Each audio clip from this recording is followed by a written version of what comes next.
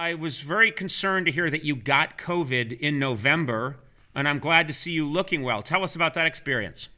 Right after we did the podcast. It couldn't have been a few days later. Don't point at me. I didn't give it to you. No, you did not give it to me. And I did another podcast, Chris DiStefano, Giannis Pappas. So they had done something between that. You know, I like to name my, I don't like to hide behind. And so I went home, and the next day I started feeling terrible. Next thing you know, I was struck with COVID. And what does it feel like? Stricken. It feels like what everybody says. You can't smell, you can't taste, and then you just feel horrible. But luckily for me, I had a heart attack 2 years before, so I was eligible to get the infusion. Who says, I've never heard someone say, luckily, I had a heart attack 2 years ago. No one says that, Colin, except you. But that put you on a special list that meant you got the infusion of the antibodies, right? Yes, I got the antibodies infusion. So, and it was, so that really did work. I have to say, a few days later, I was better. But here's the problem. I gave it to my wife. So even though I was feeling better, she wasn't eligible for the infusion. She was feeling terrible.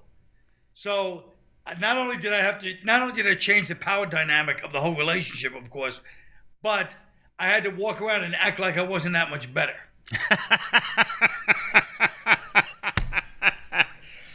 You know what I would have done, Colin? I would have walked around the house and said, you know what feels good? Those antibodies. Man, those feel good. What do you think? Do you think this is good? Because there's a trend in comedy that's been around for a long time where if you experience a difficulty, they say it's good for comedy because then you can talk about it in your act. Is having COVID and you survived it and you're well now, is that going to be good for your comedy in any way? Yeah, I think I can use it the way, like if somebody's tries to medically appropriate and talk about COVID, I'm going to be like, you really shouldn't talk about it unless you're a COVID survivor, like myself. So yeah, it's medical appropriation. But what I'm going to do is I'll do my act in like 20 minutes in. I'll do a couple of COVID jokes. Everyone's laughing. And I'll be like this. I had COVID last November. And then just take, you know what I mean? That's part of the show. Room gets really quiet. Yeah. Right? And I go, and this way you do like 2 minutes of intro before you get to another joke. It's interesting because people, what they say about COVID, and then just go into like some nonsensical rant that saves me 2 minutes of joke writing, and then do a joke. And everybody's like, oh, we're obliged to laugh. He had COVID. You were probably thinking about all of this as you were coming down with COVID. You were thinking, I see how I'm going to use this. I see how I'm going to use this in my comedy act. All I was thinking of was the revenge I would get upon the people that gave it to me. And nobody gave me COVID. You know who gave it to you? Yes. I told you. I was on a podcast. You never finished your sentence. Colin, you finish one of every 9 sentences. So what you said is, I'll tell you who. I was on a, you see how it goes. No, you never told us. I know. It's funny you say that. I know. I know. No, because what I was talking about with stand-up comedy, it's really been the bane of my existence. My material is, great. My delivery has been very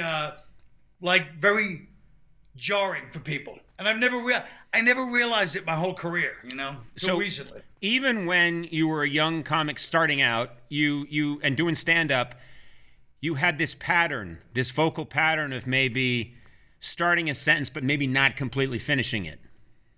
Yes, and I would finish it like a throwaway.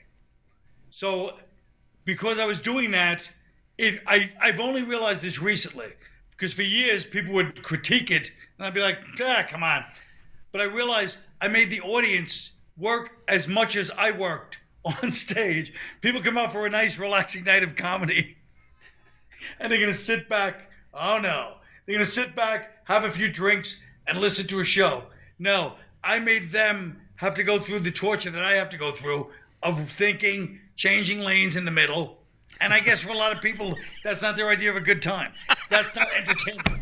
You like to make your audience write the second part of the joke for you. That's what you like. Well, I like to make them think that they're in what I'm thinking. When I get to it, they're like, yes, we're on the same page. Got it.